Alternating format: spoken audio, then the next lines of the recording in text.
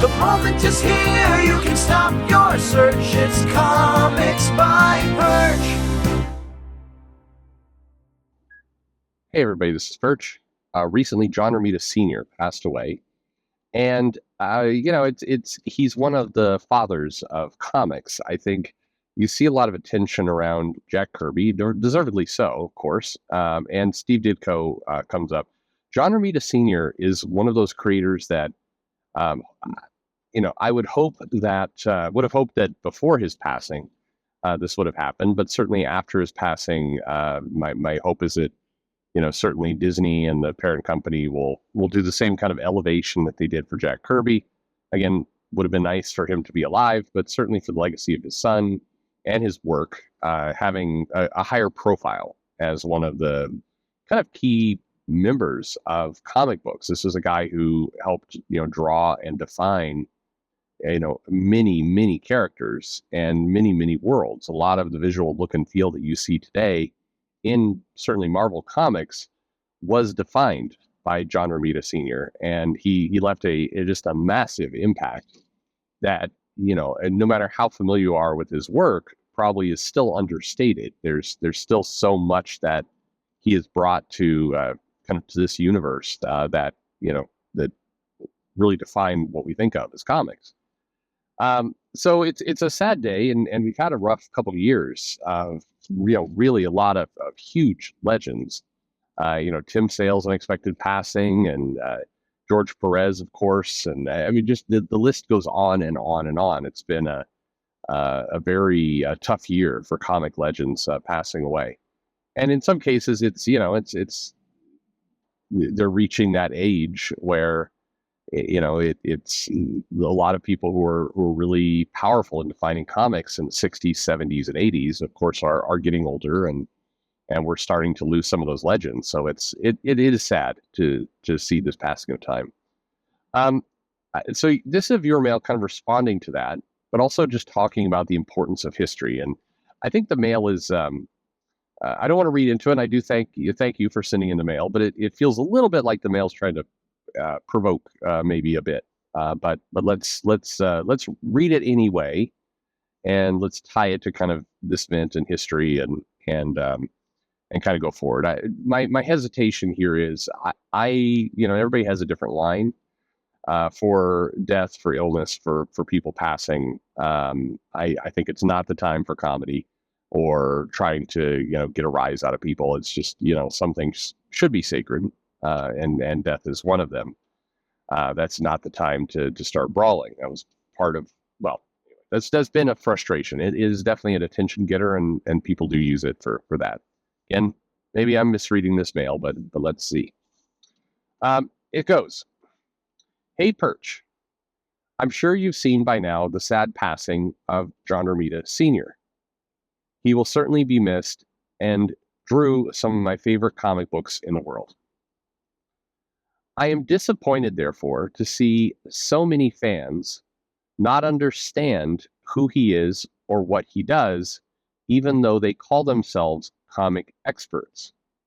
Many of these fans who claim to be, quote, trying to bring back the great comics of the past and argue and scream and throw tantrums about how comics need to return to their former glory have no idea who this legend is.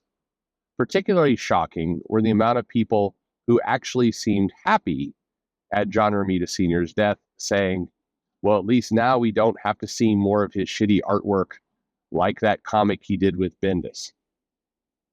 They don't realize that that's his son, a completely different person, but they are trying to educate all of us on how comics need to go back to their glory years.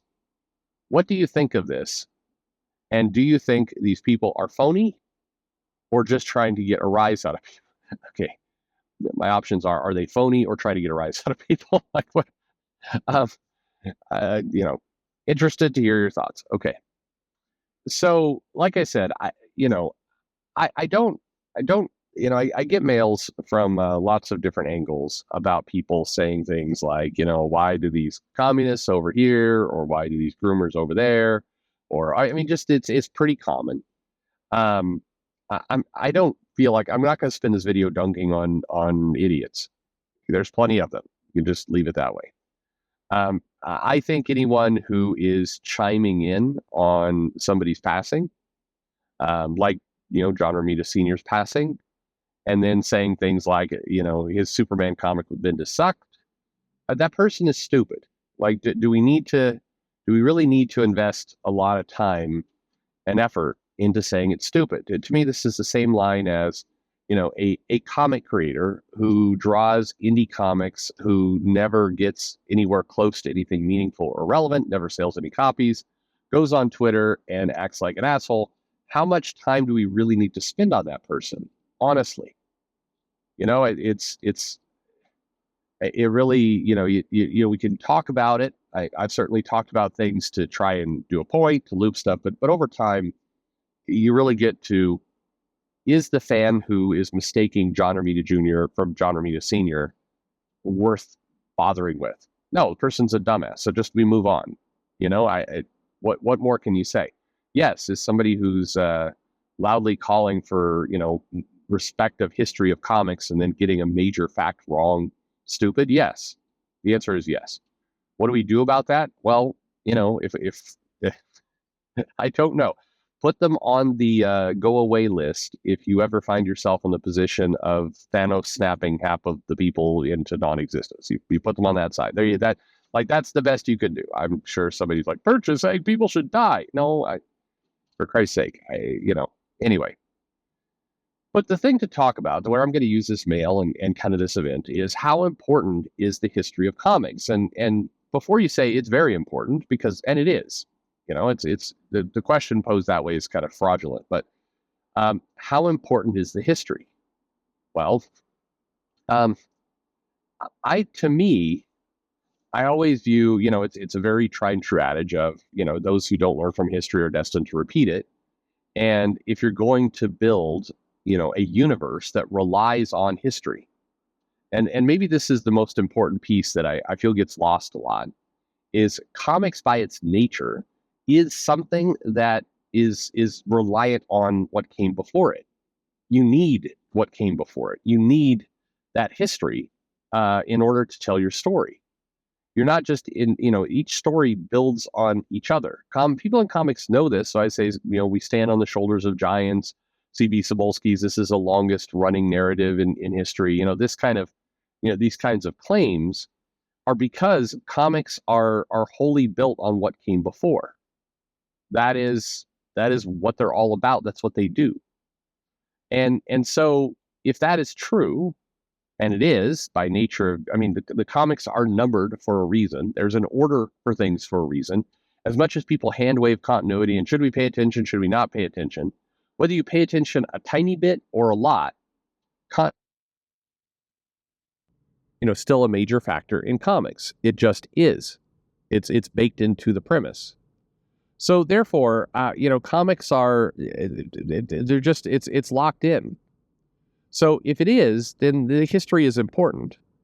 And if we get into the history of creators, I think the people who drew these things, invented these things, these are worlds that came out of the imaginations of people to tell their story. And so I don't believe you can ignore, forget, or dismiss that imagination, because if you do, logically, you have a completely different person. You have a completely different character. You have a completely different story. You can't just, forget about that aspect of it. And then maybe more selfishly for the creators, if you want to get paid, if you want to continue to grow this business and financially benefit from it and all the rest, then what came before, the history actually matters. You need to know the history and the nature of your very business, what you do. So that's kind of, I think it's all pretty critical to deal with. So I think the history is important, but we are living in a time right now where kill your history is actually something that, a decent amount of people are starting to shout for and take as an ideology. The next generation, the Generation Y, increasingly are, pushing for, history is not important. History drags us back. What came before is not meaningful. We must just look forward. history is shameful, and so we can't think about it. And I think that ideology starts to seep its way into all kinds of things, and including comics. And for a reason, history is often hard and it's often uncomfortable, and it often teaches us stuff that maybe we don't want to hear. I just people don't want to kind of look at those bad events. That's why when I've gotten mail from people in comics when I've looked into the history of things, history of feuds. I mean, a very prominent writer wrote me and said, "You shouldn't be doing videos like that. Those are negative events that happened in the history of comics. We need to be forgetting about those, moving past them." Well, yeah, I get it. We shouldn't dwell on everything negative, but we also should learn from those events, right? And then kind of to tap it all off, there's the magic we lose. The worlds of Jack Kirby, Steve Ditko, George Perez, Tim Sale, many, many, many others, Ringo, and certainly John Romita Sr. Why would we want to lose that? Why would we want to turn our back on that history? That's magical, valuable history to keep. Those are, imaginative worlds that are timeless to a large extent. One of the biggest things I push back on, and this comes kind of more within comics than anywhere, is this idea that, stuff in the past, comic art, etc., is dated. Those stories are dated. They don't work for modern audiences. I disagree. And the movies clearly disagree. A lot of the things we're watching in the MCU are based off of 40-year-old stories. Those stories, those ideals, those principles, they can be refreshed. You don't need to put a phone booth in your movie. You can have them use a cell phone. It doesn't change the story much. Those things are work out just fine because ideals and those heroic stories are timeless. So I think history is important, and I think that the idea of remembering who these people are and remembering these magical moments that they've created, and yes, remembering all that John Romita Sr. and other legends like him have given us is key.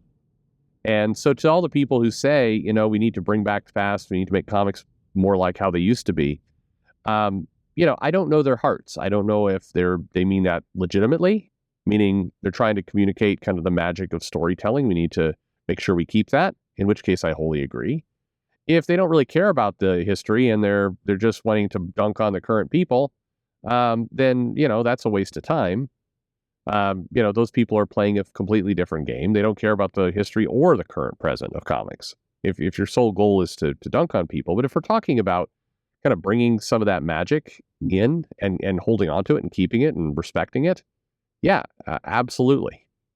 So anyway, rest in peace, John Romita Sr., a true legend in comics, somebody who has influenced every Marvel book in some form or fashion, I believe, and definitely a sad day. Thanks for listening.